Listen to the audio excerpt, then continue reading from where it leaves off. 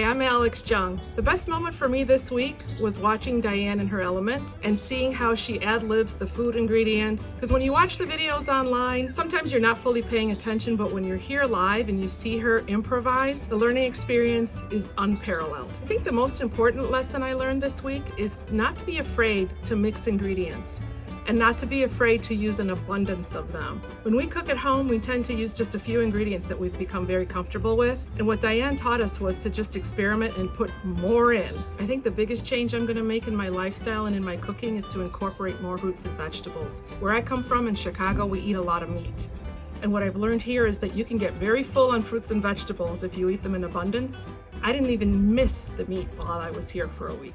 This trip was memorable for me because the island of Ikaria is absolutely gorgeous. And seeing it through the eyes of someone like Diane who lives here is also something that you can't replicate by looking at photographs or watching videos online.